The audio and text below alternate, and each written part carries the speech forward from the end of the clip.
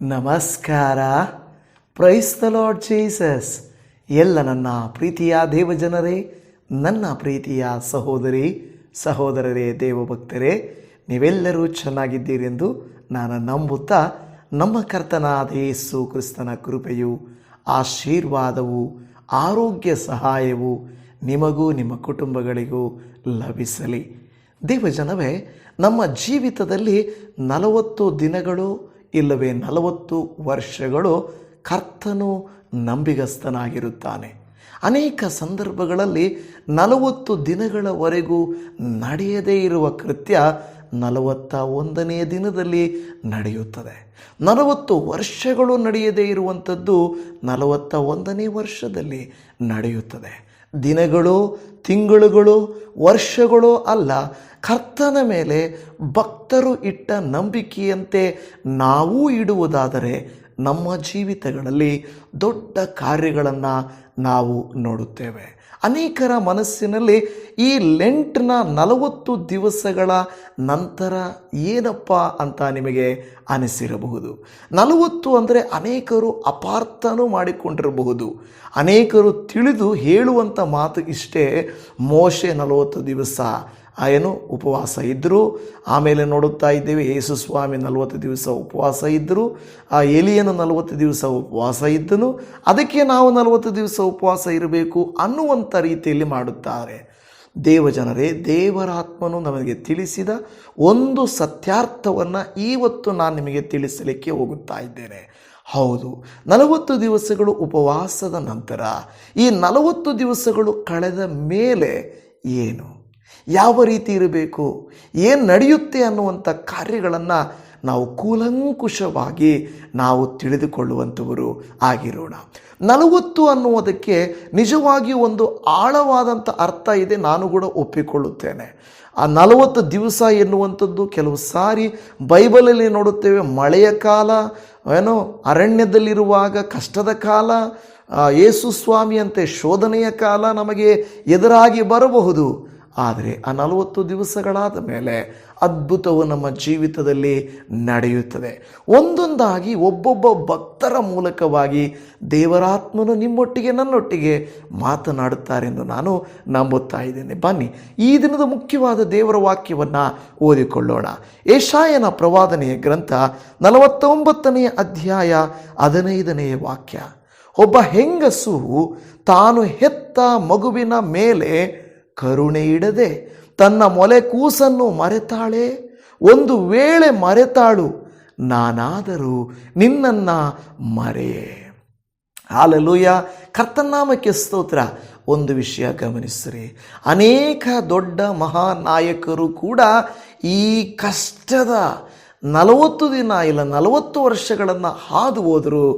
ಆದರೆ 41ನೇ ದಿನದಲ್ಲಿ, 41ನೇ ವರ್ಷದಲ್ಲಿ ದೇವರು ಅತಿಶಯವಾದ ಕಾರ್ಯಗಳನ್ನು ಮಾಡಿದ್ದಾರೆ. ನಾನು ನಂಬುತ್ತೇನೆ, ಇದು ದಿವಸ ಇಲ್ಲವೇ ವರ್ಷಕ್ಕೆ ಮುಖ್ಯ ಅಲ್ಲ. 40 ಅನ್ನೋದು ನಾವು ಆಳವಾಗಿ ಈ 40ರ ಪ್ರಾಮುಖ್ಯತೆಯನ್ನು ಬೈಬಲ್ನ ಮೂಲಕವಾಗಿ ನಾವು ತಿಳಿದುಕೊಳ್ಳೋಣ. ಮೊದಲನೇದಾಗಿ ನಾನು ನಿಮಗೆ ಹೇಳಲಿಕ್ಕೆ ಇಷ್ಟಪಡುವುದೇನೆಂದರೆ, ಈ 40 ದಿನಗಳು ಇಲ್ಲವೇ ವರ್ಷಗಳು ಯಾಕಪ್ಪ ದೇವರು ನಮ್ಮ ಜೀವಿತದಲ್ಲಿ ಕೊಟ್ಟನು ಅಂದರೆ, ಒಂದು, ನಮ್ಮನ್ನು ಪರೀಕ್ಷಿಸಲಿಕ್ಕೆ; 2, ತನ್ನ ಪ್ರಕಟಣೆಗಳನ್ನು ಪ್ರಕಟಿಸಲಿಕ್ಕೆ; 3, ತನ್ನ ಭಕ್ತರನ್ನು ನ್ಯಾಯ ತೀರಿಸುವುದಕ್ಕೆ; 4, ತನ್ನ ಭಕ್ತರಿಗೆ ಜಯವನ್ನು ಕೊಡಲಿಕ್ಕೆ; 5, ತನ್ನ ಭಕ್ತರಿಗೆ ಉನ್ನತ ಪ್ರತಿಫಲವನ್ನು ಕೊಡುವುದಕ್ಕಾಗಿ ಎಂದು ನಾವು ನೋಡುತ್ತಾ ಇದ್ದೇವೆ. ಒಂದು ಕಡೆಯಿಂದ ನಾನು ನಿಮಗೆ ನಿಜವಾಗಿ ಇವತ್ತಿನ ವಾಕ್ಯವನ್ನು ಅರ್ಧದಲ್ಲಿ ಬಿಟ್ಟು ಬಿಡಬೇಡ್ರಿ. ಎಷ್ಟು ಪ್ರಯಾಸಪಟ್ಟು ಮೊನ್ನೆ ವಿಡಿಯೋ ಎಲ್ಲ ನಾನು ಮಾಡಿದ್ದೇನೆ. ಅನೇಕರ ವಿಡಿಯೋ ನೋಡ್ತಾ ಇಲ್ಲ, ಮನಸ್ಸಿಗೆ ಬೇಸರ ಆಯಿತು. ಪರವಾಗಿಲ್ಲ, ಕೆಲವರನ್ನಾದರೂ ನಾವು ಅತ್ಯುನ್ನತವಾದ ಇನ್ಫಾರ್ಮೇಷನ್ನಿಂದ, ಬೈಬಲ್ ಅಧ್ಯಯನದಿಂದ ನಿಮ್ಮನ್ನು ತುಂಬಿಸಬೇಕಂತ ಮಾತ್ರನೇ ನಾನು ಆಸೆ ಪಡುತ್ತೇನೆ. ಇಲ್ಲಾಂದರೆ ಆಶೀರ್ವಾದದ ವಾಕ್ಯಗಳನ್ನು ನಿಮಗೆ ಹೇಳಿಬಿಟ್ಟು ನಿಮ್ಮನ್ನು ನಡೆಸಬಹುದಾಗಿತ್ತು. ಆದರೆ ಕರ್ತನಲ್ಲಿ ಬೆಳೆದರೆ ಆಶೀರ್ವಾದವು ತಾನಾಗಿ ನಮ್ಮನ್ನು ಹಿಂಬಾಲಿಸುತ್ತದೆ. ದೇವ ಮಕ್ಕಳೇ, ಈಗ ನಾವು ಹೋಗೋಣ. 40ರ ಬಗ್ಗೆ ಸ್ವಲ್ಪ ಚೆನ್ನಾಗಿ ಆಳವಾಗಿ ಒಳಗೆ ನೋಡೋಣ. ಮೊಟ್ಟ ಮೊದಲನೇದಾಗಿ 40 ದಿವಸಗಳ ನೋಹನ ದಿನಗಳನ್ನು ನಾವು ನೋಡೋಣ. 40 ದಿನಗಳು ಇದೇನಪ್ಪ ಇದು ಅಂತ ನೀವು ಅಂದುಕೊಳ್ಳಬಹುದು. ಆದಿಕಾಂಡ ಗ್ರಂಥ 7ನೇ ಅಧ್ಯಾಯ 12ನೇ ವಾಕ್ಯದಲ್ಲಿ 40 ದಿನವೂ ಹಗಲಿರುಳು ಭೂಮಿಯ ಮೇಲೆ ದೊಡ್ಡ ಮಳೆ ಸುರಿಯಿತು. ಹಾಲೆಲೂಯ. ದೇವಜನವೇ, ಇಲ್ಲಿ ಒಂದು ಸಾರಿ ಏನಂದುಕೊಂಡಿರ್ಬೋದು, ಎಲ್ಲರೂ ಭೂಮಿಯ ಮೇಲಿದ್ದಂಥ ಮನುಷ್ಯರು ನಷ್ಟವಾದರೂ, ನಾಶವಾದರೂ, ಸತ್ತು ಹೋದರೂ, ನಾವಾದರೂ ಬದುಕಿದ್ದೇವೆ ಎನ್ನುವ ಸಂತೋಷಕ್ಕಿಂತಲೂ ನೀರಿನ ಮೇಲೆ ತೇಲುತ್ತಾ ಇದ್ದಾರೆ. 1 ದಿವಸ ಅಲ್ಲ, 2 ದಿವಸ ಅಲ್ಲ, 3 ದಿವಸ ಅಲ್ಲ, 10 ದಿವಸ ಅಲ್ಲ, 15 ದಿವಸವಲ್ಲ, 30 ದಿವಸವಲ್ಲ, 35 ದಿವಸವಲ್ಲ, 40 ದಿವಸ ಇಲ್ಲಿ ಹೇಳುತ್ತದೆ. ಹಗಲು ಇರುಳು ಮಳೆ ಸುರಿತಾನೇ ಇದೆ. ಆಲೋಚನೆ ಮಾಡಿ, ನಮಗೇನಾದರೂ ಸ್ವಲ್ಪ ಕಾಲ ಮಳೆ ನಿರಂತರವಾಗಿ ಬಂದರೆ ನಮಗೆ ಈ ಕತ್ತಲು ಕವಿದಂತಾಗ್ತದೆ. ಸೂರ್ಯನನ್ನು ನೋಡಲಿಕ್ಕೆ ಸಾಧ್ಯವಾಗಲಿಲ್ಲ. ಮಳೆ ಸುರಿಯುತ್ತಲೇ ಇದೆ. ನನ್ನ ಪ್ರಿಯ ದೇವಜನವೇ, ಭೂಮಿಯ ಶಿಲೆಗಳು ಒಡೆದು ನೀರು ಕೆಳಗಿನಿಂದಲೂ ಮೇಲಿನಿಂದಲೂ ನೀರು ಮೇಲೆ ನೀರು ಸುರಿದುವಾಗ ಇಲ್ಲಿ ನೋಡುತ್ತೇವೆ, ನಾವೆಯೊಳಗಡೆ ನೋಹನ ಕುಟುಂಬವೂ ಇದೆ. ಒಂಟಿತನ, ಭಯವಿರಬಹುದು, ಭವಿಷ್ಯವೇನು ಎಂದು ತಿಳಿಯದೇ ಇರಬಹುದು. ಆದರೆ ಇಂತಹ ಸಂದರ್ಭದಲ್ಲಿ 40 ದಿವಸ ನಾವು ನೋಡುತ್ತಾ ಇದ್ದೇವೆ. 40 ದಿವಸ ಅವರು ಬಹಳವಾಗಿ ವೇದನೆಗೊಂಡಿರಬಹುದು. ಪ್ರಾಣಿಗಳಿದ್ದು, ಕುಟುಂಬ ಇತ್ತು, ಆದರೆ ಪ್ರಪಂಚವಿಲ್ಲ, ಕತ್ತಲು ಕವಿದಿದೆ. ಆದರೆ ಒಂದು ವಿಷಯ, 40 ದಿನಗಳ ತನಕ ಇದ್ದದ್ದ 41ನೇ ದಿವಸದಲ್ಲಿ ಮಾರ್ಪಟ್ಟಿತು. ಹಾಲೆಲೂಯ. ಇವತ್ತು ನನ್ನ ಪ್ರಿಯ ದೇವಜನವೇ, ನಿಮ್ಮ ಜೀವಿತದಲ್ಲಿ ಈ 40 ದಿವಸದ ಮಳೆಯೋಪಾದಿಯಲ್ಲಿ ಕಷ್ಟಗಳು, ಪ್ರಯಾಸಗಳು, ವೇದನೆಗಳು ನಿಮ್ಮನ್ನು ಮುತ್ತಿ, ಒಂಟಿತನವು ಮುತ್ತಿ, ನಿಮಗೆ ಯಾವುದೇ ನಿರೀಕ್ಷೆ ಇಲ್ಲದೆ ನೀರಿನ ಮೇಲೆ ತೇಲುವಂಥ ರೀತಿಯಲ್ಲಿ ನಿಮಗಿದ್ದರೆ ಒಂದು ಮಾತು ಜ್ಞಾಪಕ ಇಟ್ಟುಕೊಳ್ಳಿ, ಕರ್ತನ ಕರವು ನಿಮ್ಮನ್ನು ಕೈ ಬಿಡಲಿಲ್ಲ. ಕರ್ತನ ಕರವು ನಿಮ್ಮನ್ನು ಕೈ ಬಿಡಲಿಲ್ಲ. ಬದಲಾಗಿ ದೇವರು ನಿಮ್ಮನ್ನು ನೆನಪಿಸಿಕೊಂಡನು. ಹಾಲೆಲೂಯ. ನನ್ನ ಪ್ರಿಯ ದೇವಜನವೇ, ದೇವರು ನಾನು ನಿನ್ನನ್ನು ಮರೆತಿಲ್ಲ ಎಂದು ನಾವು ನೋಡುತ್ತಾ ಇದ್ದೇವೆ. ಆ ರೀತಿಯಾಗಿ ನಾವು ನೋಡುವಾಗ ದೇವರು ಅವರನ್ನು ಮರೆಯಲಿಲ್ಲ. ದೇವರ ಕರವು ನಿಮ್ಮನ್ನು ಬಿಟ್ಟು ಬಿಡಲಿಲ್ಲ. ಅದಕ್ಕೆ ಯೆಶಾಯನ ಪ್ರವಾದನೆಯ ಗ್ರಂಥ ನಾವು ಓದಿದ್ದು, ಹೆತ್ತವರು ಬಿಡಬಹುದು, ಸ್ವಂತದವರು ಬಿಡಬಹುದು, ಕುಟುಂಬಸ್ಥರು ಬಿಡಬಹುದು, ರಕ್ತ ಸಂಬಂಧಿಗಳು ಬಿಡಬಹುದು, ಸ್ನೇಹಿತರು ಬಿಡಬಹುದು, ಸಭೆಗಳು ಬಿಡಬಹುದು, ಯೇಸು ಕ್ರಿಸ್ತರು ನಿಮ್ಮನ್ನು ಬಿಡುವುದಿಲ್ಲ. ದೇವಜನವೇ, ಎರಡನೆಯದಾಗಿ ನಾವು ನೋಡೋಣ, ಮೋಶೆಯ ಜೀವಿತದಲ್ಲಿನ 40 ವರ್ಷಗಳು, ಬಚ್ಚಿಟ್ಟುಕೊಂಡ 40 ವರ್ಷಗಳು. ಇದೇನು ಬಚ್ಚಿಟ್ಟುಕೊಂಡ 40 ವರ್ಷಗಳು? ಇವತ್ತು ನಾವು ಮಾತಾಡೋದು 40 ದಿನ ಆಗಿರ್ಬೋದು, 40 ವರ್ಷ ಆಗಿರ್ಬೋದು, ಎರಡು ಮಿಕ್ಸ್ ನಾನು ಮಾತಾಡುತ್ತೇನೆ. ಇಲ್ಲಿ ದೇವಜನವೇ ಗಮನಿಸಿರಿ, ವಿಮೋಚನ ಕಾಂಡ ಗ್ರಂಥ 2:12 ಮೋಶೆ ಅತ್ತಿತ್ತ ನೋಡಿ ಯಾರು ಇಲ್ಲವೆಂದು ತಿಳಿದು ಆ ಐಗುಪ್ತನನ್ನು ಒಡೆದು ಹಾಕಿ ಅವನ ಶವವನ್ನು ಮರಳಿನಲ್ಲಿ ಮುಚ್ಚಿಟ್ಟನು. ಆ ಕಡೆ ಈ ಕಡೆ ನೋಡ್ತಾನೆ, ನಾನೇನು ಒಳ್ಳೆಯದು ಮಾಡ್ತಾ ಇದ್ದೀನಿ ಅಂತ ಹೇಳಿ ಮಾಡ್ತಾನೆ. ಇವತ್ತು ನೀವು ಕೂಡ ಒಳ್ಳೆಯದು ಮಾಡಲಿಕ್ಕೆ ಹೋಗ್ತೀರಾ, ಪ್ರತಿಫಲ ಮಾತ್ರ ನಿಮಗೆ ವಿರೋಧವಾಗಿ ಬರ್ತದೆ. ಬೆಳೆ ಹಾಕ್ತೀರಾ, ಬೆಳೆ ಬರುತ್ತೆ, ಬೆಲೆ ಬರೋದಿಲ್ಲ. ವ್ಯಾಪಾರ ಪ್ರಾರಂಭಿಸ್ತೀರಾ, ಚೆನ್ನಾಗಿ ನಡೆಯಲ್ಲ. ಒಳ್ಳೆಯದು ಮಾಡಬೇಕಂತ ಹೋಗ್ತೀರಾ, ಕೆಟ್ಟದ್ದೇ ಆಗ್ತದೆ. ನೀವು ಒಳ್ಳೆಯದು ಬಯಸಿದ್ರೂ ನಿಮಗೆ ಕೆಟ್ಟದ್ದಾಗ್ತದೆ. ಮೋಶೆ ಒಳ್ಳೆಯದನ್ನು ಬಯಸಿದ. ಪ್ರಿಯ ದೇವಜನವೇ, ಏನು ಕೆಟ್ಟದ್ದೇನೋ ಅವನು ಬಯಸಲಿಲ್ಲ. ಇಸ್ರಾಯೇಲರನ್ನ ಕಾಪಾಡುವುದಕ್ಕೋಸ್ಕರವಾಗಿ ಐಗುಪ್ತನನ್ನು ಒಡೆದು ಮರಳಲ್ಲಿ ಮುಚ್ಚಿಟ್ಟ. ಅದು ಗೊತ್ತಾಗಿ ಆ ಫರೋಹನಿಂದ ಓಡಿ ಹೋದ. ಒಳ್ಳೆಯದನ್ನು ಮಾಡಿದರೆ ಕೆಟ್ಟದ್ದ್ಯಾಕೆ ನಮ್ಮನ್ನು ಹಿಂಬಾಲಿಸುತ್ತದೆ? ನೋವು ನಮ್ಮನ್ನೇ ಯಾಕೆ ಹಿಂಬಾಲಿಸುತ್ತದೆ? ಕೆಲವು ಸಾರಿ ಹೇಳ್ತೀರಿ, ಇಷ್ಟು ವರ್ಷ ಈ ಕಂಪನಿಯಲ್ಲಿ ದುಡಿದೆ, ಈ ಹಾಸ್ಪಿಟ್ಲಲ್ಲಿ ದುಡಿದೆ, ಇವರಿಗಾಗಿ ದುಡಿದೆ, ಆದರೆ ಇವರು ನನ್ನನ್ನು ಹೊರಗಾಕಿದರು, ಇವರು ನನಗೆ ಕೆಲಸ ಬಿಡಿಸಿದರು, ನಂಬಿದವರೇ ನಂಬಿಕೆ ದ್ರೋಹ ಮಾಡಿದರು, ಮೋಸ ಮಾಡಿದರು, ಇಂಥವರ ಮಧ್ಯೆ ನಾನು ಯಾಕಿರಬೇಕು ಅಂತ ನಿಮಗನಿಸಿರುತ್ತಲ್ಲ. ಮೋಶೆಗೆ ದುಃಖವಾಗಿ ಓಡಿ ಹೋದ 40 ವರ್ಷಗಳ ಕಾಲ ಅಲ್ಲಿ ನಾವು ನೋಡುತ್ತಾ ಇದ್ದೇವೆ. ಅವನು ಓಡಿ ಹೋದನು ಎಂದು ನಾವು ನೋಡುತ್ತಾ ಇದ್ದೇವೆ. ಓಡಿ ಹೋಗಿ ಆಮೇನ್. ಅಪೊಸ್ತಲರ ಕೃತ್ಯಗಳು 7ನೇ ಅಧ್ಯಾಯ 30ನೇ ವಾಕ್ಯದಲ್ಲಿ ಹೇಳುತ್ತದೆ, 40 ವರ್ಷ ತುಂಬಿದ ಮೇಲೆ ದೇವದೂತನು ಸೀನಾಯಿ ಬೆಟ್ಟದ ಅಡವಿಯಲ್ಲಿ ಮುಳ್ಳಿನ ಪೊದೆಯೊಳಗೆ ಉರಿಯುವ ಬೆಂಕಿಯಲ್ಲಿ ಅವನಿಗೆ ಕಾಣಿಸಿಕೊಂಡನು. ಹಾಲೆಲೂಯ.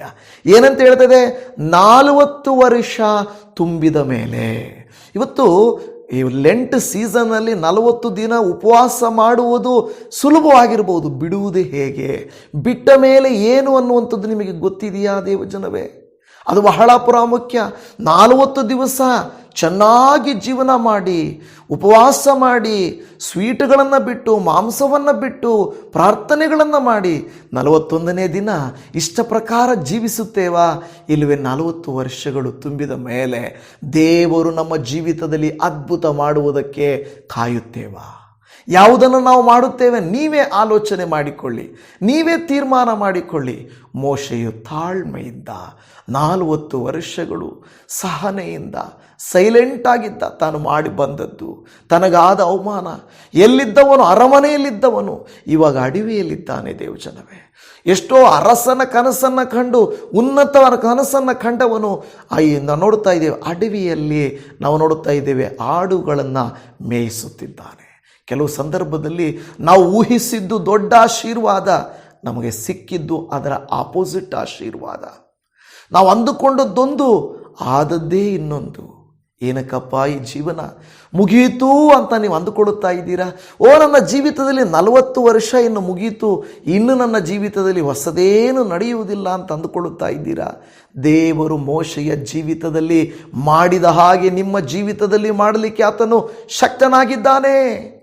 ನಿಮ್ಮ 40 ವರ್ಷಗಳು ನಿಮಗೆ ಬಹಳ ಕಷ್ಟಕರವಾಗಿರಬಹುದು ದೇವಜನವೇ. ಆದರೆ ದೇವರ ವಾಕ್ಯ ಹೇಳುತ್ತದೆ, ಯಾಕೋಬ 1ನೇ ಅಧ್ಯಾಯ 2-4 ವಚನಗಳು, ನಮ್ಮ ನಂಬಿಕೆಗೆ ಪರಿಶೋಧನೆ ಆಗುತ್ತದೆ. ಪರಿಶೋಧನೆ ಆದಾಗ ನಾವು ತಾಳ್ಮೆಯಿಂದ ನಂಬಿಕೆಯಿಂದ ಇರಬೇಕೆಂಬುದನ್ನು ನಾವು ನೋಡುತ್ತಾ ಇದ್ದೇವೆ. ಹಾಲೆಲೂಯ, ಕರ್ತನಿಗೆ ಸ್ತೋತ್ರ. 3ನೇದಾಗಿ, ನಿನಿವೆ ಪಟ್ಟಣದವರಿಗೆ ಮನ ತಿರುಗಿಕೊಳ್ಳುವುದಕ್ಕೆ 40 ದಿವಸಗಳ ಕಾಲಾವಕಾಶ ಕೊಡಲ್ಪಟ್ಟಿತ್ತು. ನೀವು ನೋಡ್ರಿ, ಯೋನನಿಗೆ ದೇವರು ಹೇಳ್ತಾನೆ, ಯೋನ, ಅವರು ಭಯಂಕರ ಪಾಪಿಗಳು, ಆ ಪಟ್ಟಣವನ್ನು ನಾನು ಅಳಿಸಿ ಹಾಕಲಿಕ್ಕೆ ಹೋಗ್ತಾ ಇದ್ದೇನೆ, ನೀನು ಹೋಗಿ ಅವರಿಗೆ ವಾರ್ನಿಂಗ್ ಕೊಡು ಅಂತನು. ಅಸೂಯೆಗೊಂಡು ಕೋಪಗೊಂಡಂತ ಇವನು, ಹಾಳಾಗಿ ಹೋಗಲಿ, ನನಗೆ ಯಾಕೆ ಬೇಕು ಅಂತ ನಿನೆವೆಗೆ ಹೋಗಬೇಕಾಗಿದ್ದವನು ತಾರ್ಷಿಷಿಗೆ ಹೋದನು. ಕೆಲವು ಸಾರಿ ನಾವು ನಮ್ಮ ಕುಟುಂಬಸ್ಥರ ಮೇಲೆ, ಕುಟುಂಬದ ಮೇಲೆ ಕೋಪ ಮಾಡಿಕೊಂಡು ನಮ್ಮವರಿಗೆ ನಾವೇ ದ್ರೋಹ ಬಗೆಯಕ್ಕೆ ನೋಡ್ತೇವೆ. ನಮ್ಮವರೇ ನಮಗೆ ದ್ರೋಹ ಬಗೆಯಕ್ಕೆ ನೋಡ್ತಾರೆ. ಸೀಕ್ರೆಟ್ಗಳನ್ನು ಬಚ್ಚಿಡುತ್ತೇವೆ, ಮಾಡುವಂಥದ್ದನ್ನು ಮಾಡಲ್ಲ, ವಿರೋಧವಾದ ದಿಕ್ಕಿಗೆ ನಾವು ಹೋಗ್ತಾ ಇರ್ತೇವೆ. ದೇವರು ಹೇಳ್ತಾನೆ, ಮಗನೇ ಈ ರೀತಿ ವಿಧೇಯತೆಯನ್ನು ತೋರಿಸು ಅಂದಾಗ, ನನಗೇನು ಮಾಡಿದೆಯಾ ದೇವರೇ? ನನಗೂ ಇದಕ್ಕೂ ಸಂಬಂಧ ಇಲ್ಲ, ನನಗೆ ಬೇಡವೇ ಬೇಡ, ನಿನ್ನ ಆಶೀರ್ವಾದವೂ ಬೇಡ, ನೀನು ಬೇಡ, ಪರಲೋಕ ಬೇಡ, ರಕ್ಷಣೆ ಬೇಡ, ನಾನು ಪಾಪಿಯಾಗೇ ಇರ್ತೀನಿ, ನಾನು ನರಕಕ್ಕೆ ಹೋಗ್ತೀನಿ, ನನ್ನನ್ನು ಬಿಟ್ಬಿಡು ದೇವರೇ ಅನ್ನೋ ರೀತಿಯಲ್ಲಿ ನಾವು ಹೋಗ್ತಾ ಇರ್ತೇವೆ. ಆದರೆ ಒಂದು ಸಾರಿ ಆ ಒಂದು ಯೋನನನ್ನು ಮೀನು ನುಂಗಿದ ಹಾಗೆ ಕಷ್ಟವನ್ನು ನುಂಗಿದರೆ ಆವಾಗ ಪಶ್ಚಾತ್ತಾಪ ಆಗುತ್ತೆ, ಅಯ್ಯೋ ಅಂತೇವೆ. ಕೆಲವು ಸಾರಿ ಯೋನನಿಗೆ ಅವಕಾಶ ಸಿಕ್ತು, ನಮಗೆ ಸಿಕ್ಕದೇ ಹೋದರೆ ನರಕಕ್ಕೆ ಬಾಧ್ಯರಾಗುತ್ತೇವೆ. ಹೇಗೂ ನಿನಿವೆ ಪಟ್ಟಣಕ್ಕೆ ಅವನು ಹಿಂತಿರುಗಿ ಹೋಗಬೇಕಾಯಿತು. ಅಲ್ಲಿ ಹೋಗಿ ಅವರಿಗೇನು ಮಾಡ್ತಾನೆ, ನಿನಿವೆ ಜನರೇ, ನಿಮಗೆ 40 ದಿವಸಗಳ ಕಾಲಾವಕಾಶ ಇದೆ. ದೇವರ ಕಡೆಗೆ ತಿರುಗಿಕೊಂಡರೆ ನೀವು ರಕ್ಷಿಸಲ್ಪಡುತ್ತೀರಾ, ಇಲ್ಲದೆ ಹೋದರೆ ನೀವು ನಾಶ ಆಗ್ತೀರಾ. ಆಲೋಚನೆ ಮಾಡಿ, ಈಗಿನ ಕಾಲದಲ್ಲಿ ನಾವು ದೇವರ ಬಗ್ಗೆ ಸ್ವಾರ್ಥೆಯನ್ನು ಹೇಳಿದರೆ 40 ದಿವಸನ ಏನು ಹುಚ್ಚಿಡಿದಿರಬೇಕು ಇವನಿಗೆ, ಬಿಡಪ್ಪ ಏನಾಗುತ್ತೆ, ಯೇಸು ಬರ್ತಾರೆ ಸಿದ್ಧವಾಗಿರಿ ಅಂತ ಕ್ರೈಸ್ತರಿಗೆ ಇವತ್ತು ಹೇಳಿದ್ರು ಕೂಡ ಇವರೆಲ್ಲ ಸುಮ್ಮನೆ, ಇವರು ಮಾತ್ರ ಏನೋ ದೊಡ್ಡ ಕ್ರೈಸ್ತರ ಥರ, ನಾವೆಲ್ಲ ಅಲ್ಲ ಅನ್ನೋರ ಥರ ನಡ್ಕೊಳ್ತಾರೆ. ಸುಮ್ಮನೆ ಬಿಡಪ್ಪ, ಈ ಡಿನಾಮಿನೇಷನ್ ಅವರೇ ಹಿಂಗೇನೆ, ಈ ಪಾಸ್ಟ್ಗಳೇ ಹಿಂಗೇನೆ, ಆದರೆ ನಮ್ಮವರು ನೋಡು ಆರಾಮಾಗಿದ್ದಾರೆ ಅಂತ. ಆ ರೀತಿ ಏನಂದರೆ, ಸಿದ್ಧವಿಲ್ಲದ ಕನ್ನಿಕೆಯರಾಗಿ ಇರಬೇಡ್ರಿ, ಸಿದ್ಧವಾಗಿರುವ ಕನ್ನಿಕೆಯರ ಹಾಗೆ ನಾವಿರಬೇಕು. ಇಲ್ಲದೆ ಹೋದರೆ ಕೈ ಬಿಡಲ್ಪಡುತ್ತೇವೆ. ನಿನೆವೆಯವರು ಏನು ಮಾಡಿದ್ರು ಗೊತ್ತಾ? ಯೋನನ ಗ್ರಂಥ ಅದರ 3ನೇ ಅಧ್ಯಾಯ 4ರಿಂದ 5 ವಚನಗಳು. ಯೋನನು ಪಟ್ಟಣವನ್ನು ಸೇರಿ ಮೊದಲು 1 ದಿವಸದ ಪ್ರಯಾಣದಷ್ಟು ದೂರ ನಡೆದು 40 ದಿನಗಳಾದ ಮೇಲೆ ನಿನೆವೆಯು ಕೆಡವಲ್ಪಡುವುದು ಎಂದು ಸಾರತೊಡಗಿದನು. ಇದನ್ನು ಕೇಳಿ ನಿನೆವೆಯವರು ದೇವರಲ್ಲಿ ನಂಬಿಕೆ ಇಟ್ಟು ಉಪವಾಸವನ್ನು ಗೊತ್ತು ಮಾಡಿ ಸಾರಿದರು. ದೊಡ್ಡವರ ಮೊದಲುಗೊಂಡು ಚಿಕ್ಕವರ ತನಕ ಎಲ್ಲರೂ ಗೋಣಿ ತಟ್ಟನ್ನು ಸುತ್ತಿಕೊಂಡರು. 40 ದಿವಸ. ಇಷ್ಟು ವರ್ಷ ಆಯಿತು, ನಾವು ಇಷ್ಟು ಮಜಾ ಮಾಡಿದ್ದೀವಿ, ಎಂಜಾಯ್ ಮಾಡಿದ್ದೀವಿ. ಇವರು ಯಾರೋ ಹೊರಗಿನವರು ಬಂದುಬಿಟ್ಟು ನಿಮಗೆ ನಾಶನ ಬರುತ್ತಂದರೆ ನಂಬಿಡ್ಬೇಕಾ? ಹೋಗಯ್ಯಾತ, ನಾವಿರೋದೇ ಹಿಂಗೆ, ನಾನು ಕುಡಿಯೋದೆ, ನಾನು ಜೀವಿಸೋದೆ, ನಾನು ತಪ್ಪಾಗಿ ನಡ್ಕೊಳ್ಳೋದೆ, ಏನಿವಾಗ ಅಂತ ವಿರೋಧ ಮಾಡೋರಿದ್ದಾರೆ. ಆದರೆ ಇವರು ಕೊಟ್ಟ 40 ದಿವಸಗಳು ಉಪವಾಸ ಮಾಡಿದರು. ಹಲ್ಲೆಲೂಯ. 41ನೇ ದಿವಸ ಏನಾಯಿತು? ದೇವರು ಅವರಿಗೆ ಬರಬೇಕಾದ ಶಿಕ್ಷೆಯನ್ನೆಲ್ಲ ಬಿಡುಗಡೆಯನ್ನು ಕೊಟ್ಟರು. ಆಮೇನ್, ಹಲ್ಲೆಲೂಯ. ದೇವರ ವಾಕ್ಯವನ್ನು ಆಲಿಸುತ್ತಿರುವಂಥ ನನ್ನ ಪ್ರಿಯ ದೇವಜನರೇ, ನಿಮಗೆ ವಿರೋಧವಾಗಿ ಶಾಪವು 40 ದಿವಸದಂತೆ ಅನೇಕ ಕೃತ್ಯಗಳು ವಿರೋಧವಾಗಿ ನಿಮಗೆ ಕಲ್ಪಿಸಿದ್ದರೂ ದೇವರು ನಿಮ್ಮ ಪರಿಸ್ಥಿತಿಯನ್ನು ಮಾರ್ಪಡಿಸಬಲ್ಲನು. ನಿಮ್ಮ ಪರಿಸ್ಥಿತಿಯನ್ನು ಮಾರ್ಪಡಿಸಬಲ್ಲನು. ಆತನು ಶಕ್ತನಾದ ದೇವರಾಗಿದ್ದಾನೆ. ಈ ವಾಕ್ಯವನ್ನು ಆಲಿಸುವಾಗಲೇ ನೀವು ನಾನು ಅವರ ಹಾಗೆ ಗೋಣಿ ತಟ್ಟನ್ನು ತಟ್ಟುಕೊಂಡು ಉಪವಾಸವನ್ನು ಮಾಡಿ ಈ 40 ದಿವಸಗಳು ನಿಮಗೆ ಕೊಡಲ್ಪಟ್ಟಿದೆ. ಕೆಲವರು ಹೇಳ್ತಾರೆ 40 ಬೈಬಲಲ್ಲಿ ಇಲ್ಲ, ಅದಕ್ಕೂ ಇದಕ್ಕೂ ಸಂಬಂಧ ಇಲ್ಲ, ನಾನು ಲೆಂಟನ್ನು ಪಾಲಿಸುವವನಲ್ಲ, ಪಾಲಿಸಬಾರದು ಅಂತ ಹೇಳುವವನಲ್ಲ. ಆದರೆ ನಾನು ಹೇಳುವುದೇನೆಂದರೆ, ಈ 40 ದಿವಸ ನೀವು ಉಪವಾಸ ಮಾಡ್ತಾ ಇದ್ದೀರಾ, ಸರಿಯಾಗಿ ಮಾಡಿರಿ. ನಿನೆವೆ ಪಟ್ಟಣದವರು ಹೇಗೆ ಗೋಣಿ ತಟ್ಟನ್ನು ಕಟ್ಟಿಕೊಂಡು ಚಿಕ್ಕವರ ಮೊದಲುಗೊಂಡು ಅರಸರ ತನಕ ಎಲ್ಲ ಪ್ರಾಣಿ ಪಕ್ಷಿಗಳು ಮನುಷ್ಯರು ಉಪವಾಸವಿದ್ದು ಅವರ ಮೇಲೆ ಬರಬೇಕಾದ ಕೇಡನ್ನು ತಪ್ಪಿಸಿಕೊಂಡರು, ಅದೇ ರೀತಿಯಲ್ಲಿ ನೀವು ನಾನು ನಮ್ಮ ಮೇಲೆ ಇರುವಂಥ ಈ ಒಂದು ಕೇಡನ್ನು, ಶಾಪವನ್ನು, ದೇವರ ಕೋಪವನ್ನು ತಪ್ಪಿಸಿಕೊಳ್ಳಲಿಕ್ಕೆ ಸಿದ್ಧವಾಗಿರಬೇಕು. ಹಲ್ಲೆಲೂಯಾ. ದೇವರ ವಾಕ್ಯ ರೀತಿಯಾಗಿ ಹೇಳ್ತದೆ, ನಾವು ಉಪವಾಸ ಮಾಡಬೇಕೆಂಬುದಾಗಿ ದೇವರ ವಾಕ್ಯ ಹೇಳುತ್ತದೆ. ಕರ್ತನ ಕೃಪೆಯು ಆ ಜನರನ್ನು ಏನು ಮಾಡಿತು ಗೊತ್ತಾ? ದೇವರು ಕಾಪಾಡಿದ್ದನ್ನು ನಾವು ನೋಡುತ್ತಾ ಇದ್ದೇವೆ. ಹಲ್ಲೆಲೂಯಾ. ಕರ್ತನ ಪರಿಶುದ್ಧವಾದ ನಾಮಕ್ಕೆ ಸ್ತೋತ್ರ ಉಂಟಾಗಲಿ. ನಾವು 4ನೇದಾಗಿ ನೋಡುತ್ತಾ ಇದ್ದೇವೆ, ದೇವರ ಸ್ವರವನ್ನು ಕೇಳಿಸಿಕೊಳ್ಳುವುದಕ್ಕಾಗಿ ಎಲಿಯನು 40 ದಿವಸಗಳ ಅಲೆದನು ಎಂದು ನೋಡುತ್ತಾ ಇದ್ದೇವೆ. 40 ದಿವಸಗಳು ನೋಡಿ ಬಹಳ ಬಲಶಾಲಿ.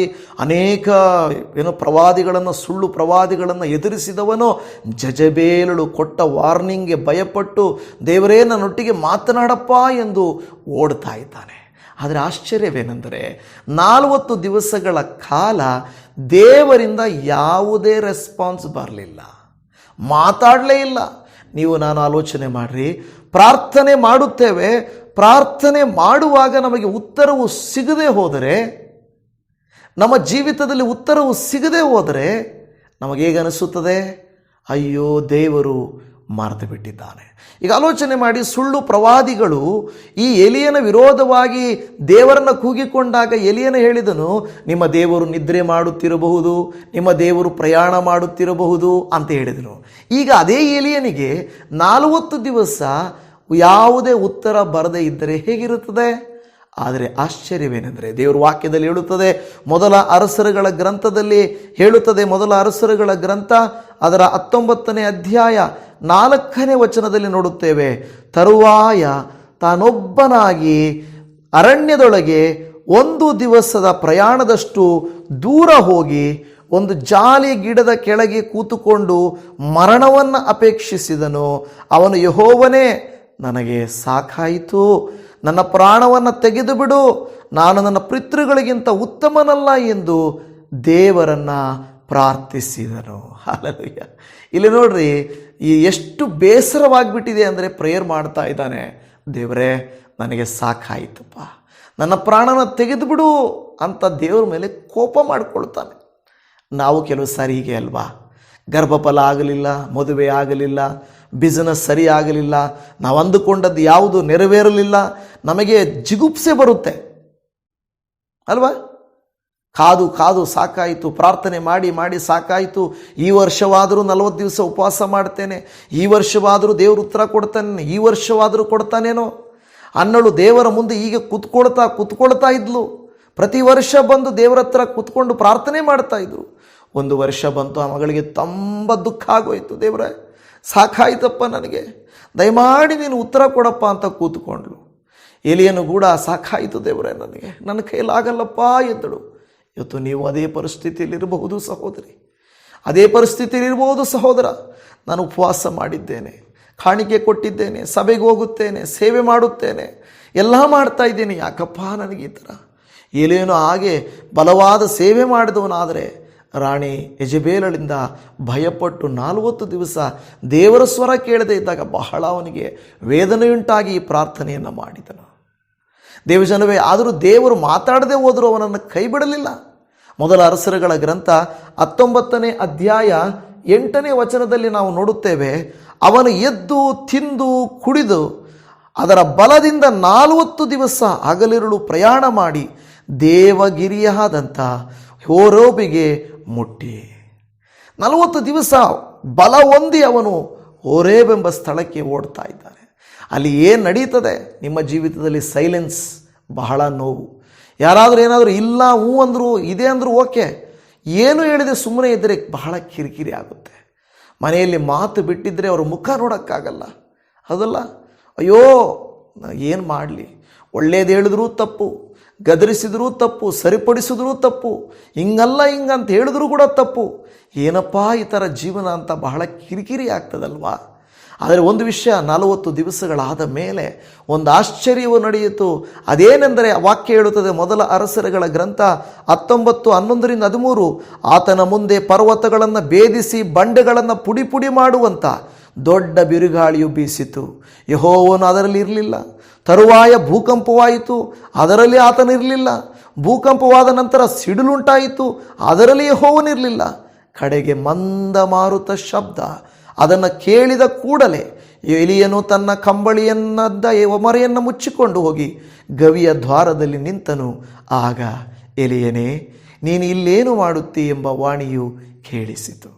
40 ದಿವಸ ಮಾತಾಡದೇ ಇರುವಂಥ ದೇವರು 41ನೇ ದಿವಸದಲ್ಲಿ ಮಾತನಾಡಿದನು. ಹಲ್ಲೆಲೂಯಾ ದೇವಜನವೇ.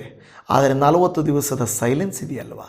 ನೀವು ಆಲೋಚನೆ ಮಾಡಿ, ಇವತ್ತು ವಾಕ್ಯ ಕೇಳೋರು 40 ವರ್ಷ ದಾಟಿರೋರು ಇರ್ಬೋದು, 40 ವರ್ಷ ಒಳಗಿರೋರು ಇರ್ಬೋದು, ದೇವರನ್ನ ನಂಬಿ 40 ವರ್ಷ ಆಗಿರ್ಬೋದು, 40 ದಿವಸ ಉಪವಾಸ ಮಾಡುವಂಥವ್ರು ಇರ್ಬೋದು, ಯಾವುದೇ 40 ಆಗಿರ್ಬೋದು. ದೇವರ ಸೈಲೆನ್ಸ್ ನಮಗೆ ನೋವನ್ನು ತರುತ್ತದೆ, ದುಃಖವನ್ನು ತರುತ್ತದೆ, ನಮಗೆ ಪ್ರಯಾಸವನ್ನು ತರುತ್ತದೆ. ದೇವರೇ ಸಾಕಪ್ಪ, ಸಾಕು, ಈ ವರ್ಷನೂ ನನ್ನ ಜೀವಿತದಲ್ಲಿ ಏನು ಬದಲಾವಣೆ ಬರಲಿಲ್ವಾ? ಉಪವಾಸ ಮಾಡಿದ್ದೀರಾ, ವ್ಯತ್ಯಾಸ ಬರಲಿಲ್ವಾ? ಉಪವಾಸ ಮಾಡಿದ್ದೀರಾ, ತೀರ್ಮಾನ ಮಾಡಲಿಲ್ವಾ? ಉಪವಾಸ ಮಾಡಿದ್ದೀರವೇ, ನಿಮ್ಮ ಜೀವಿತ ಬದಲಾಗಲಿಲ್ವಾ? ಮತ್ತೇನು ಪ್ರಯೋಜನ? ಒಂದು ಅದ್ಭುತ ನಡೆಯಬೇಕು. ನೋಹನ ದಿನದಲ್ಲಿ 40 ದಿವಸ ಆದಮೇಲೆ ಮಳೆ ನಿಂತ ಹಾಗೆ, ಮೋಶೆಯ ಜೀವಿತದಲ್ಲಿ 40 ವರ್ಷ ಆದಮೇಲೆ ದೇವರು ಬೆಂಕಿಯ ಪೊದೆಯಿಂದ ಮಾತನಾಡಿದ ಹಾಗೆ, ನಿನಿವೆ ಪಟ್ಟಣದವರಿಗೆ 40 ದಿವಸಗಳಾದ ಮೇಲೆ 41ನೇ ದಿವಸ ರಕ್ಷಣೆ ಕೊಟ್ಟ ಹಾಗೆ, ಇಲ್ಲಿ ನಾವು ನೋಡುತ್ತಾ ಎಲಿಯನ ಜೀವಿತದಲ್ಲಿ 40 ದಿವಸಗಳಾದ ಮೇಲೆ ದೇವರು ಮಾತನಾಡಿದ ಹಾಗೆ. ಹಲ್ಲೆಲೂಯಾ. ಇಷ್ಟೇ ಅಲ್ಲ, 40 ಇನ್ನೂ ಇದೆ 40 ಕುರಿತಾಗಿ ಅಲ್ಲಿ ಹೇಳುತ್ತದೆ. ಆ ರೀತಿಯಾಗಿ ಇರುವುದನ್ನು ನಾವು ನೋಡುತ್ತಾ ಇದ್ದೇವೆ. ಅನಂತರ 5ನೇದಾಗಿ ನಾವು ನೋಡುತ್ತಾ ಇದ್ದೇವೆ, ಗೊಲ್ಯಾತನನ್ನು ಎದುರಿಸಿದಂಥ ದಾವೀದನ 40 ದಿವಸಗಳು. ಇಲ್ಲಿ ನಾವು ನೋಡುತ್ತಾ ಇದ್ದೇವೆ, ಮೊದಲ ಸಮುವೇಲ 17ನೇ ಅಧ್ಯಾಯ 16ನೇ ವಚನದಲ್ಲಿ, ಆ ಫಿಲಿಷ್ಟಿಯನು 40 ದಿವಸ ಒತ್ತಾರೆಯಲ್ಲಿಯೂ ಸಾಯಂಕಾಲದಲ್ಲಿಯೂ ಬಂದು ಅದೇ ಪ್ರಕಾರ ಕೂಗುತ್ತಾ ನಿಲ್ಲುತ್ತಿದ್ದನು. ಬೆಳಿಗ್ಗೆ ಸಂಜೆ ಅವನು ಬಂದು ಕೂಗ್ತಾ ಇದ್ದ, ಹೇ ಹೇಡಿಗಳ, ಕೆಲಸಕ್ಕೆ ಬಾರದವರ, ನಿಮ್ಮಲ್ಲಿ ಯಾವನು ಒಬ್ಬನೂ ಗಂಡಸಿಲ್ವೇನೋ, ನಿಮ್ಮ ದೇವರೇನು ಮಾಡ್ತಾ ಇದ್ದಾನೋ ಅಂತೇಳಿ ಹೀಯಾಳಿಸ್ತಾ ಇದ್ದ. ಬೆಳಿಗ್ಗೆ ಸಂಜೆ ಆಲೋಚನೆ ಮಾಡಿರಿ, ಬೆಳಗ್ಗೆ ಎದ್ದ ತಕ್ಷಣ ಏನಾದರೂ ನಮಗೆ ಯಾರಾದರೂ ಬೇಜಾರು ಮಾಡಿದರೆ, ಮಲಗಕ್ಕೆ ಹೋಗುವಾಗ ನಮಗೆ ಬೇಜಾರು ಮಾಡಿದರೆ, 2 ಸಂದರ್ಭಗಳಲ್ಲಿ ಮಾಡಿದ್ರೆ ಏನಾಗುತ್ತೆ? ಮಲಗಕ್ಕೆ ಹೋದರೆ ನಿದ್ದೆ ಬರಲ್ಲ, ಎದ್ದರೆ ಮನಸ್ಸು ದಿನ ಎಲ್ಲ ಚೆನ್ನಾಗಿರಲ್ಲ. ಈ ರೀತಿ ಗೊಲ್ಯಾತನು 40 ದಿವಸ ಪೀಡಿಸ್ತಾ ಇದ್ದ. 40 ದಿವಸ ಪೀಡಿಸ್ತಾ ಇದ್ದನು ಅಂತ ನಾವು ನೋಡುತ್ತಾ ಇದ್ದೇವೆ. ಆದರೆ 41ನೇ ದಿವಸ ಏನಾಯಿತು ಗೊತ್ತಾ? ಮೊದಲ ಸಮುವೇಲ 17:26 ದಾವೀದನು ಜೀವ ಸ್ವರೂಪನಾದ ದೇವರ ಸೈನ್ಯವನ್ನು ಹೀಯಾಳಿಸುವುದಕ್ಕೆ ಸುನ್ನತಿ ಇಲ್ಲದ ಈ ಫಿಲಿಷ್ಟಿಯನು ಎಷ್ಟರವನು, ಇವನಿಗೆಷ್ಟು ಧೈರ್ಯ ಇವನಿಗೆ? ಫಿಲಿಷ್ಟಿಯನು ಈ ಸುನ್ನತಿ ಇಲ್ಲದವನು ದೇವರನ್ನೇ ಹೀಯಾಳಿಸ್ತಾನ ಅಂತೇಳಿ 41ನೇ ದಿವಸ ಅವನ ಮೇಲೆ ಯುದ್ಧ ಮಾಡಿ ಗೆದ್ದನು. ಹಲ್ಲೆಲೂಯಾ. ಅರ್ಥ ಆಗ್ತಾ ಇದೆ ನಾನು ಹೇಳ್ತಾ ಇರೋದು? ಈ 40 ದಿವಸ ಇಲ್ಲವೇ ಒಂದು 40 ವರ್ಷ ಕಾಯುತ್ತಿರುವ ದೀರ್ಘಾವಧಿ ಎಷ್ಟೇ ಇರ್ಬೋದು, 20, 15, 17, 10, 3, 2, 6, 8 ಎಷ್ಟೇ ವರ್ಷ ಆಗಿರ್ಬೋದು. ಆದರೆ ಬೈಬಲಲ್ಲಿ ಈ ಭಕ್ತರು 40 ದಿವಸದಲ್ಲಿಯೂ 40 ವರ್ಷದಲ್ಲಿಯೂ ಕಾದಿದ್ದದ್ದನ್ನು ನೀವು ನೋಡುವಾಗ ಅದ್ಭುತವು ನಡೆಯುತ್ತದೆ. ಹೆಚ್ಚಾಗಿ 40 ದಿವಸಗಳ ಬಗ್ಗೆ ಹೇಳಿದೆ, ಒಂದು ಕಡೆ 40 ವರ್ಷ ಮೋಶೆಯ ಕುರಿತಾಗಿ ಹೇಳಿದ್ದು ಮಾತ್ರನೇ. ಆದರೆ ದೇವರು ಉನ್ನತನಾದವನ ನಾವು ನೋಡುತ್ತಾ ಇದ್ದೇವೆ. ಆಗ ನಾವು ನೋಡುತ್ತಾ ಇದ್ದೇವೆ ಫಿಲಿಷ್ಟಿಯನು ಏನು ಮಾಡ್ತಾ ಇದ್ದಾನೆ. ಮೊದಲ ಸಮುವೇಲ 17:50 ವಾಕ್ಯದಲ್ಲಿ, ಕೂಡಲೇ ಅವನು ಹೋಗಿ ಆ ಫಿಲಿಷ್ಟಿಯನ ಮೇಲೆ ನಿಂತು ಅವನ ಕತ್ತಿಯನ್ನು ಹಿರಿದು ಅದರಿಂದಲೇ ಅವನ ತಲೆಯನ್ನು ಕಡಿದು ಅವನನ್ನು ಸಾಯಿಸಿದನು. ನೋಡಿದ್ರ, ಕವಣೆಯಲ್ಲಿ ಕಲ್ಲಲ್ಲಿ ಹೊಡೆದು ಬೀಳಿಸಿದ್ದು ಯಾರು? ದಾವೀದನಲ್ಲ, ದೇವರು ಬೀಳಿಸಿದ. ದೇವರ ಶಕ್ತಿಯಿಂದ ಇವತ್ತು ನಿಮ್ಮ ವಿರೋಧವಾಗಿ ಶತ್ರುಗಳು, ಸಾಲ ಕೊಟ್ಟವರು, ಸಮಸ್ಯೆ ಮಾಡುವವರು ನಿಮಗೆ ವಿರೋಧವಾಗಿ ಬಂದು ನಿಮ್ಮ ಮನಸ್ಸನ್ನು ಕೆಡಿಸ್ತಾ ಇದ್ದಾರಾ? ನಿಮಗೇನೂ ಮಾಡೋಕ್ಕಾಗ್ತಾ ಇಲ್ವಾ? ಇವರ ಹತ್ರ ಸೈನ್ಯ ಇತ್ತು, ಅರಸ ಇತ್ತು, ಎಲ್ಲ ಇತ್ತು. ಒಬ್ಬನ ಗೇಲಿ ಮಾಡೋದನ್ನು ಎದುರಿಸ್ಲಿಕ್ಕಾಗಲಿಲ್ವಲ್ಲ. 41ನೇ ದಿವಸದಲ್ಲಿ ದೊಡ್ಡ ಜಯವನ್ನು ಕೊಟ್ಟನು. ಹಲ್ಲೆಲೂಯಾ. ಇವತ್ತು ನನ್ನ ಪ್ರಿಯ ದೇವಜನವೇ, ನನ್ನ ಜೀವಿತದಲ್ಲಿಯೂ ಕೂಡ ದೇವರು ಹೇಳ್ತಾ ಇದ್ದಾನೆ, 40 ದಿವಸ ನೀನು ನೊಂದಿರಬಹುದು, 40 ದಿವಸ ಶತ್ರುಗಳು ನಿನ್ನನ್ನು ಅವಮಾನಿಸಿರಬಹುದು, ರಾತ್ರಿ ಹಗಲು ನಿನ್ನನ್ನು ಪೀಡಿಸುತ್ತಿರಬಹುದು. 41ನೇ ದಿವಸ ಬರುತ್ತದೆ, ಅದ್ಭುತವು ನಡೆಯುತ್ತದೆ. ಆಮೇನ್. ಅದು ನಡೆದಿರುವಂಥದ್ದನ್ನು ನಾವು ನೋಡುತ್ತಾ ಇದ್ದೇವೆ. ಅವನ ತಲೆಯನ್ನು ಕಡಿದನು ಎಂದು ನಾವು ನೋಡುತ್ತಾ ಇದ್ದೇವೆ. ನನ್ನ ಪ್ರಿಯ ದೇವಜನವೇ, ನನ್ನಲ್ಲಿ ನಂಬಿಕೆಯ ಉಸಿರಾಟ ಇದ್ದರೆ ಭಯದ ಉಸಿರಾಟ ಹೋಗ್ತದೆ, ಭಯವು ಇರುವುದಿಲ್ಲ. ಹಲ್ಲೆಲೂಯಾ. ನನ್ನ ಪ್ರಿಯ ದೇವಜನವೇ, ಇನ್ನೊಂದು ಘಟನೆಯನ್ನು ನಾನು ನಿಮಗೆ ಹೇಳುತ್ತೇನೆ. ಗೂಢಾಚಾರಿಗಳ 40 ದಿವಸ ಅವರು ಗೂಢಾಚಾರಿಕೆ ಮಾಡಿದ್ದನ್ನು ನಾವು ನೋಡುತ್ತಾ ಇದ್ದೇವೆ. ಹೌದು, ನೀವು ನೋಡುತ್ತಾ ಇದ್ದೀರಾ, ಅಪನಂಬಿಕೆ ಬಂದಿತು. ನನ್ನ ಪ್ರಿಯ ದೇವಜನವೇ, ಇಸ್ರಾಯೇಲರು 40 ದಿವಸಗಳಲ್ಲಿ ಕಾನಾನ್ ದೇಶವನ್ನು ಸೇರಬೇಕಾದವರು 40 ವರ್ಷಕ್ಕೆ ತಿರುಗಿಬಿಡುತ್ತದು. 40 ವರ್ಷಕ್ಕೆ ತಿರುಗಿಬಿಡ್ತು. ಯಾಕೆ ಗೊತ್ತಾ? ಗೂಢಾಚಾರಿಕೆ ಮಾಡಿದಂಥ ವ್ಯಕ್ತಿಗಳು 12 ಜನ. 10 ಜನರು ವಿರೋಧ ಮಾಡ್ತಾರೆ, ಅಪನಂಬಿಕೆ ಇಡ್ತಾರೆ. ಅಯ್ಯೋ, ಅವರನ್ನು ನೋಡಿದರೆ ಹೇಗಿದ್ದಾರೆ, ನಾವು ಹೇಗಿದ್ದೇವೆ, ನಾವು ಅವರ ಮುಂದೆ ಮಿಡಿತೆಗಳ ಥರ ಇದ್ದೇವೆ, ನಮಗೆ ಜಯ ಸಿಕ್ಕಲ್ಲ, ಅವರು ದಡೂತಿರಾಗಿದ್ದಾರೆ, ಬಹಳ ದೊಡ್ಡವರಾಗಿದ್ದಾರೆ, ನಮ್ಮ ಕೈಲಾಗಲ್ಲ ಅಂತ. ನನ್ನ ಪ್ರಿಯ ದೇವಜನವೇ, ಆದರೆ ಇಬ್ಬರು ಮಾತ್ರ ಯೆಹೋಶುವ ಕಾಲೇಬರು ಮಾತ್ರ ದೇವರ ಮೇಲೆ ಅಚಲವಾದ ನಂಬಿಕೆಯನ್ನು ಇಟ್ಟವರಾಗಿದ್ದರು. ಇವತ್ತು ನೀವು ಯೆಹೋಶುವ ಕಾಲೇಬರಂತಿದ್ದೀರಾ? ಇಲ್ಲವೇ ಜಾಸ್ತಿ ಜನರು ದೇವರ ಮಾತಿಗೆ ಅವಿಧೇಯತೆಯನ್ನು ತೋರಿಸಿ ನಂಬಿಕೆ ಇಲ್ಲದೆ ದೇವರಿಗೆ ವಿರೋಧವಾದ ಕೃತ್ಯಗಳನ್ನು ಮಾಡುತ್ತಾ ಇದ್ದೀರಾ? ದೇವರು ವಾಕ್ಯ ಹೇಳುತ್ತದೆ, ಅರಣ್ಯಕಾಂಡ 13:30 ವಾಕ್ಯದಲ್ಲಿ, ಇಸ್ರಾಯೇಲ್ಯರು ಮೋಶೆಗೆ ವಿರೋಧವಾಗಿ ಗುಣಗುಟ್ಟಲಾಗಿ ಕಾಲೇಬನು ಅವರನ್ನು ಸುಮ್ಮನಿರಿ, ನಾವು ನಿರ್ಭಯವಾಗಿ ಆ ಬೆಟ್ಟದ ಸೀಮೆಗೆ ಹತ್ತಿ ಹೋಗಿ ಅದನ್ನು ಸ್ವಾಧೀನಪಡಿಸಿಕೊಳ್ಳೋಣ, ಅದನ್ನು ಜಯಿಸಬಲ್ಲೆವು ಎಂದು ಹೇಳಿದನು. ಇವರಲ್ಲಿ ಫೇತ್ ಇದೆ, ಅವರಲ್ಲಿ ಫಿಯರ್ ಇದೆ. ನಿಮ್ಮಲ್ಲಿ ಇವತ್ತು ಫಿಯರ್ ಇದೆಯಾ? ಫೇತ್ ಇದೆಯಾ? ನಂಬಿಕೆ ಇದೆಯಾ? ಭಯ ಇದೆಯಾ? ಏನೇ ಸಂಭವಿಸಲಿ ನನ್ನ ದೇವರು ಶಕ್ತನು, ನನ್ನ ದೇವರು ಬಿಡಿಸಲಿಕ್ಕೆ ಶಕ್ತನು ಅನ್ನುವಂಥದ್ದು ನಿಮಗಿದೆಯಾ? ನಿಮ್ಮಲ್ಲಿದೆಯಾ? ಅದು ಇರಬೇಕು ನನ್ನ ಪ್ರಿಯ ದೇವಜನ. ಆ ರೀತಿಯಾಗಿ ನಾವು ನೋಡುತ್ತಾ ಇದ್ದೇವೆ. 40 ದಿವಸಗಳು ಏನಂದರೆ ಅಪನಂಬಿಕೆಯ ನಿಮಿತ್ತ ಅವರು 40 ವರ್ಷಗಳಾಗಿ ಮಾರ್ಪಟ್ಟಿತು ಎಂಬುದಾಗಿ ನಾವು ನೋಡುತ್ತಾ ಇದ್ದೇವೆ. ನನ್ನ ಪ್ರಿಯ ದೇವಜನವೇ, ನಂತರ ಮೋಶೆ ನಾವು ನೋಡುತ್ತಾ ಇದ್ದೇವೆ, 40 ದಿವಸಗಳು ಏನು ಮಾಡ್ತಾನೆ, ಆತನು ಬೆಟ್ಟವನ್ನೇರಿ ಹೋಗ್ತಾನೆ. ನಾನು ಫಾಸ್ಟಾಗಿ ಹೇಳ್ತಾ ಇದ್ದೇನೆ, ಯಾಕೆಂದರೆ ಇನ್ನೂ ಎಷ್ಟೋ ಇದೆ ಹೇಳಲಿಕ್ಕೆ. ಮೇಯ್ನ್ ಆಗಿರೋದನ್ನು ನಾನು ನಿಮಗೆ ಹೇಳ್ತಾ ಇದ್ದೇನೆ. ಆ ಮೋಶೆ ದೇವರ ಸಮ್ಮುಖದಲ್ಲಿದ್ದು ಆ ಒಂದು ದೇವರ ಸಮ್ಮುಖದಲ್ಲಿ ಸಮಯವನ್ನು ಕಳೆಯಲಿಕ್ಕೆ ಹೋದನು. ಆದರೆ ಅದೇ 40 ದಿನಗಳಲ್ಲಿ ಕೆಳಗಿದ್ದಂಥ ಜನರು ದಾರಿ ತಪ್ಪಿ ಹೋಗಿದ್ದರು. ಆ ಬಲಿಯ ಒಂದು ಆಕಳನ್ನು ಮಾಡಿಕೊಂಡು ವಿಗ್ರಹಾರಾಧನೆ ಮಾಡಲಿಕ್ಕೆ ನೋಡಿದರು. ವಿಗ್ರಹಾರಾಧನೆ ಮಾಡಿದವರ ಮೇಲೆ ದೇವರ ಕೋಪ ಬಂತು. ಆದರೆ ದೇವರೊಟ್ಟಿಗಿದ್ದಂಥ ಮೋಶೆಯ ಮೇಲೆ ದೇವರ ಪ್ರಭಾವವು ಬಂತು. ದಶಾಜ್ಞೆಗಳು ಸಿಕ್ಕಿದವು. ಆತನ ಜೀವಿತವು, ಆತನ ಮುಖವು ಬಹಳ ಕಳೆಗೊಂಡಿತ್ತು. ದೇವರೊಟ್ಟಿಗೆ ನಿಜವಾಗಿ ಉಪವಾಸ ಮಾಡುವವರ ಮುಖವು ಈ 40 ದಿವಸಗಳಾದ ಮೇಲೆ ಹೊಳೆಯುತ್ತದೆ. ಒಳಪಾಗಿರುತ್ತದೆ, ಮಾರ್ಪಟ್ಟಿರುತ್ತದೆ. ನಿಮ್ಮಲ್ಲಿ ಯಾರಾದರೂ 40 ದಿವಸ ಈ ಶ್ರಮೆ ಮಾರಣಗಳು ತಪಸ್ಸು ಕಾಲ ಮಾಡಿದ್ದರೆ, ನಿಜವಾಗಿ ನೀವು ಮಾಡಿದ್ದರೆ ನಿಮ್ಮ ಮುಖ ಬದಲಾಗಬೇಕು, ನಿಮ್ಮ ಜೀವನ ಬದಲಾಗಬೇಕು, ಒಳೆಯಬೇಕು, ನಿಮ್ಮ ಮೊದಲ ಎಲ್ಲ ದುರ್ಗುಣಗಳು ತೊಳೆದಿರಲ್ಪಡಬೇಕು. ಇಲ್ಲದೆ ಹೋದರೆ, ಸುಮ್ಮನೆ ಮಾಡಿದರೆ ಬೆಟ್ಟದ ಕೆಳಗಿರುವಂಥ 40 ದಿವಸ ಆಕಳನ್ನು ಆರಾಧನೆ ಮಾಡಿ ನಟನೆ ಮಾಡಿದವರಂತೆ ಆಗಿಬಿಡುತ್ತೇವೆ. ನಿಮ್ಮ ಮುಖವು ಕಳೆಗೊಂಡಿದೆಯಾ? ಅಲ್ಲಿ ನಾವು ನೋಡುತ್ತಾ ಇದ್ದೇವೆ, ವಿಮೋಚನೆ ಕಾಂಡ 24:18 ಮೋಶೆಯ ಮೇಘದೊಳಗೆ ಪ್ರವೇಶಿಸಿ ಏರಿದನು. ಅವನ ಬೆಟ್ಟದಲ್ಲಿ ಹಗಲಿರುಳು 40 ದಿವಸ ಇದ್ದನು. ಹಗಲಿರುಳು 40 ದಿವಸ ದೇವರೊಟ್ಟಿಗೆ ಸಮಯವನ್ನು ಕಳೆದನು ಎಂಬುದನ್ನು ನಾವು ನೋಡುತ್ತಾ ಇದ್ದೀವಿ. ಹಾಲೆಲೂಯ! ಎಂಥ ಒಳ್ಳೆ ಕಾರ್ಯ ಅಲ್ವಾ? ನೀವು ನಾನು ಕರ್ತನ ಸಮ್ಮುಖದಲ್ಲಿ ನಿಂತವರಾಗಿರಬೇಕು.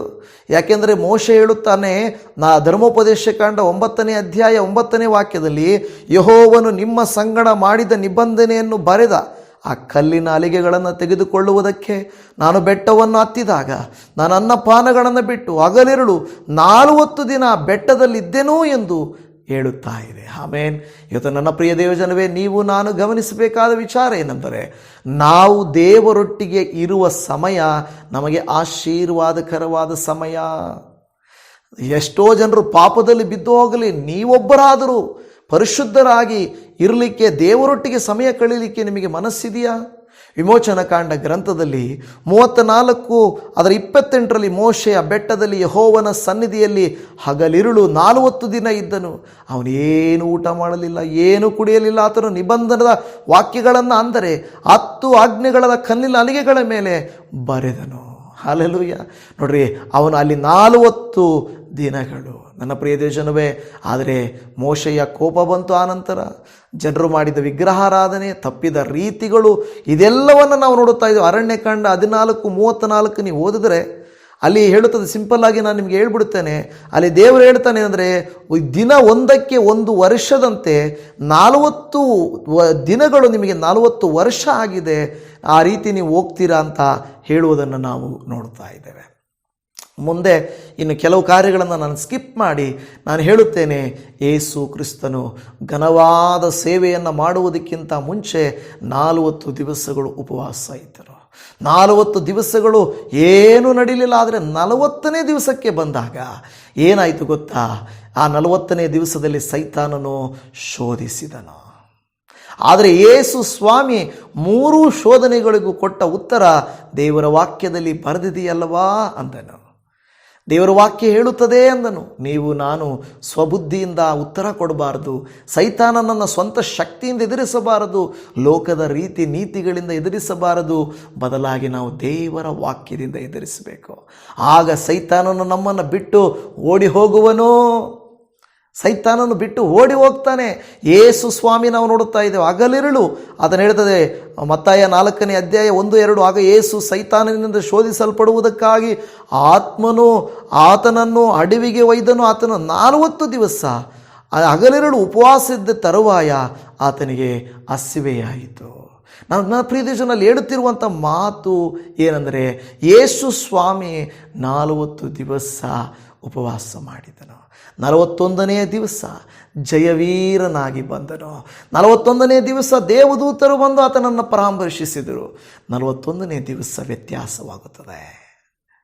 ನಿಜವಾಗಿ ಲೆಂಟ್ ಸೀಸನ್ ತಪಸ್ಸು ಕಾಲ ಮಾಡಿ ಉಪವಾಸ ಶ್ರಮೆ ಮರಣ ಅನುಭವಿಸಿದವರು, ನಿಜವಾಗಿ ಮಾಡಿದವರು ಮಾಡಿರಿ ಅಂತ ನಾನು ಎನ್ಕರೇಜ್ ಮಾಡ್ತಾ ಇಲ್ಲ. ಮಾಡುವುದು ನಿಮ್ಮ ಕರ್ತವ್ಯವಾದರೆ, ಮಾಡುವುದು ನಿಮಗೆ ಇಷ್ಟವಾದರೆ ನೀವು ಮಾಡಿದ್ದರೆ ಆಲೋಚನೆ ಮಾಡಿರಿ, ನಿಮ್ಮ ಉಪವಾಸವು ನಿಮ್ಮಲ್ಲಿ ವ್ಯತ್ಯಾಸ ತರಬೇಕು, ಬದಲಾವಣೆ ತರಬೇಕು. 40 days lent fasting, 40 days fasting prayer ನಿಮ್ಮ ಜೀವಿತವನ್ನು ಮಾರ್ಪಡಿಸಬೇಕು.